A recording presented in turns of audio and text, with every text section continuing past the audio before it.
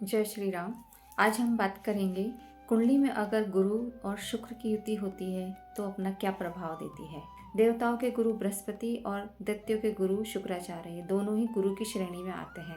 गुरु ज्ञान के, धर्म के, नैतिकता के, बुद्धिमत्ता के, अध्यात्म के कारक कहे जाते हैं। इसी तरह शुक्र हमारे धन के, वैभव के, ऐश्वर्य, सौंदर्य और विलासिता के कारक कहे जाते हैं। ज्ञान और बुद्धि के आधार पर ही व्यक्ति जीवन की हर सुख सुविधा, धन संपत्ति, ऐश्वर्य, हर भौतिक सुखों का आनंद ले सकता है। इसीलिए जहाँ पर गुरु होते हैं, शुक्र स्वयं वहाँ पे अपने आप ही चले आते हैं, क्योंकि बिना ज्ञान बुद्धि के शुक्र से संबंधित चीज़ों का हासिल करना मुश्किल होता है।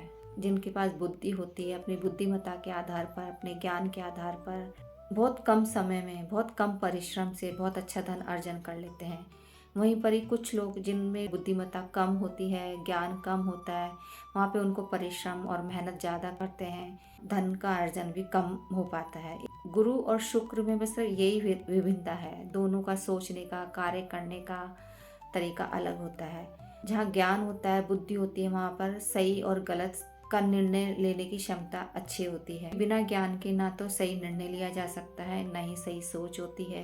देव गुरु बृहस्पति और दैत्य गुरु शुक्राचार्य दोनों ही गुरु की श्रेणी में आते हैं। कुंडली में जब भी गुरु और शुक्र की युति एक साथ होती है किसी भी भाव में, उसको संजीवनी योग के नाम से जाना जाता है। गुरु बृहस्पति जिनके पास में ज्ञान, बुद्धिमत्ता, धर्म, इन सब चीजों के बावजूद भी उनके पास में संजीवनी विद्या नहीं थी, लेकिन दैत्य गुरु शुक्राचार्य जिनके पास में ज्ञान, आध्यात्म, इसके साथ साथ संजीवनी विद्या की भी सिद्धि उनको प्राप्त थी, जिसे कि हम मृत्यु संजीवनी विद्या भी कहते हैं। जिन भी कुंडली में ये संजीवनी योग होता है, उनके पास हीलिंग क्षमता बहुत अच्छी होती है।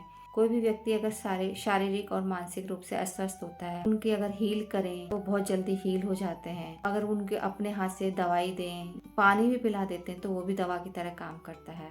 आपने देखा होगा कई कई डॉक्टर ऐसे होते हैं जो अपने मरीज का इलाज करते हैं तो बहुत जल्दी हील हो जाते हैं। उनकी दवाइयाँ बहुत जल्दी असर करती हैं, बहुत जल्दी ठीक होने लगते हैं। कई बार तो ऐसा भी देखा जाता है कि मरीज की स्थिति इतनी खराब होती है कि उस पर दवा भी काम करना बंद कर देती है। लेकिन कुछ डॉक्टर ऐसे होते हैं, जब उनका इलाज करते हैं या उनको दवा देते हैं तो वो उन व्यक्तियों को जीवन दान दे देते हैं। कई डॉक्टर की कुंडली में ये योग पाया जाता है। जिस भी व्यक्ति के कुंडली में ये संजीवनी योग होता है, वो बहुत जल्दी बीमार नहीं पड़ते। धर्म, आध्यात्म, इसके साथ साथ धन, पैसा, ऐश्वर्य, सुख सुविधाएं सब भी चाहिए होती हैं। अगर आप अपनी कुंडली का विश्लेषण कराना चाहते हैं, आप मेरे नंबर पर संपर्क कर सकते हैं।